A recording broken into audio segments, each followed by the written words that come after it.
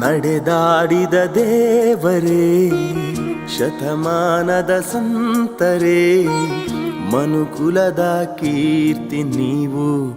ಮಹಾಮಹಿಮರೇ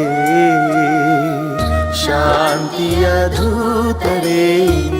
ಸರಳತೆಯ ಶ್ರೇಷ್ಠರೇ ನಿರಾಭಾರಿ ಗುರುವು ನೀವು